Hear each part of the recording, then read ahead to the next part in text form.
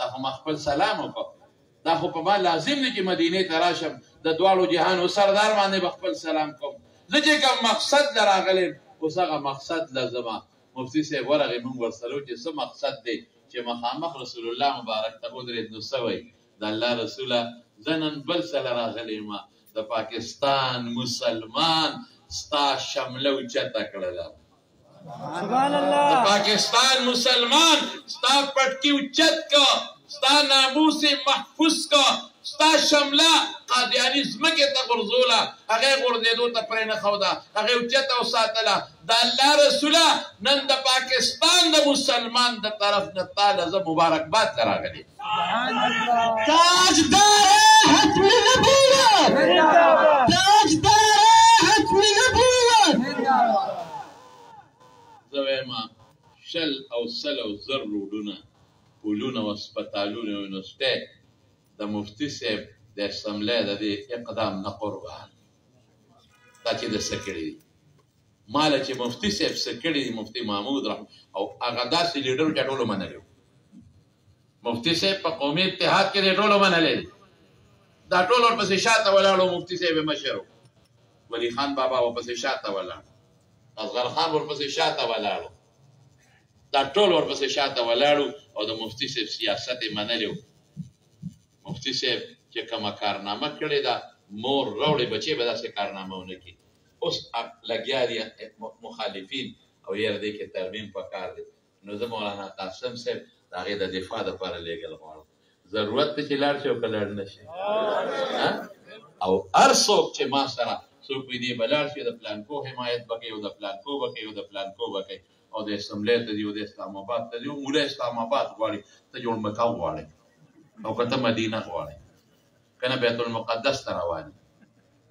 ته اسلام آباد ته روانې نو تا له خیر دی مولا له خیر نه دی مولانا بن جګر صاحب به وایي د شاخۍ تاخۍ زوی چې په اسلام آباد کې ګرځي خوند نه کوي وایي چې ما ښه مضبوط پنځلس ګزه پټکې والي سپین او دا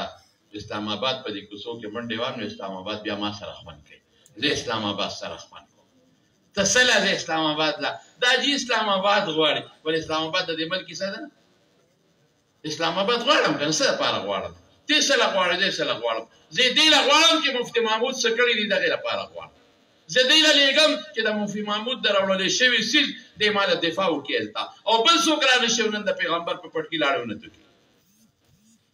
دې له زه ځم چې کومه خوله د رسول الله مبارک طرف ته په غلط انداز ګوري چې دا خوله ور راماته کړم او کومې سترګې د رسول الله مبارک طرف ته په پارلیمنټ کې په غلط طرف ګوري چې دا سترګې دې وباسم دې دپاره مولانا قاسم لېږم او چې څوک د ده سره ملګري دي په دې پوزیشن کې او څوک ورسره ملګرتیا کوي دله به موټ ورکوو او هغې له به موټ ورکوو انشاءالله انشاءالله او نیت به څه کوو چې په دې نیت ته دې ولېږې په دې نیت ته وکړه ستا وټ اچول عبادت دی او تاله به پرې خدای اجر او ثواب درکړي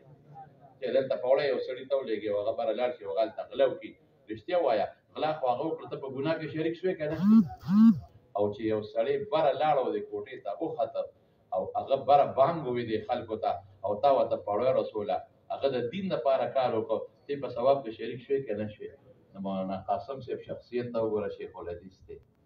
پټکي ته وګوره د حدیثو درسونه کوي والد محترم ته وګوره یو فرشته صورت انسان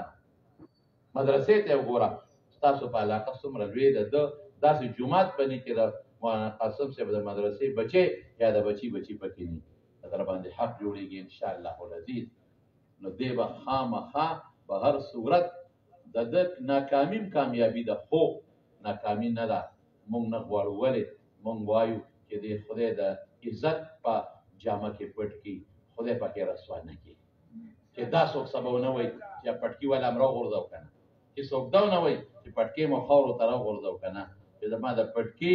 د بېعزتۍ خبره سبا څوک ونه کړي دې دپاره مونږ مولانا قاسم صاحب لیږو انشاءالله العزیز د مخکې په اسمبلی کې بهتر کردار ادا کړی دی